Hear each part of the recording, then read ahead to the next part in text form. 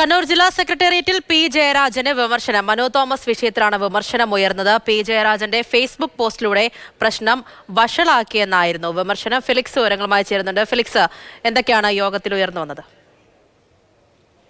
ഇന്ന് ചേർന്ന ജില്ലാ സെക്രട്ടേറിയറ്റ് യോഗത്തിൽ പി ജയരാജൻ മനു തോമസ് വിഷയം ചർച്ചയായി. അതിലേറ്റവും പ്രധാനപ്പെട്ട കാര്യം പി ജയരാജനെതിരെ ചില അംഗങ്ങൾ ഉയർത്തിയ വിമർശനമാണ്. അതിലേറ്റവും പ്രധാനം ഈ പറയുന്ന മനു തോമസ് വിഷയം ജില്ലാ സെക്രട്ടറി മാധ്യമങ്ങളോട് സംസാരിച്ച് അവസാനിപ്പിച്ചൊരു വിഷയത്തിൽ അത് വീണ്ടും വഷളാക്കിയത് പി ജയരാജനാണ്. പി ജയരാജൻ ഇട്ട ഫേസ്ബുക്ക് പോസ്റ്റിലൂടെ ഈ പ്രശ്നം കൂടുതൽ വഷളായെന്ന വിമർശനമാണ് ജില്ലാ സെക്രട്ടേറിയറ്റ് യോഗത്തിൽ ഉയർന്നത്. മാത്രമല്ല ഈ പറയുന്ന ആകാശ് തില്ലങ്കേരി അടക്കം അർജുൻ ആയങ്കി അടക്കമുള്ള കൊട്ടേഷൻ സംഘങ്ങൾ വീണ്ടും പാർട്ടിക്ക് വേണ്ടി വാദിക്കാൻ ഇടയാക്കിയത് പി ജയരാജന്റെ ഫേസ്ബുക്ക് പോസ്റ്റാണ് എന്നടക്കമുള്ള വിമർശനങ്ങൾ ഏതായാലും ഈ യോഗത്തിൽ ഉയർന്നിട്ടുണ്ട്.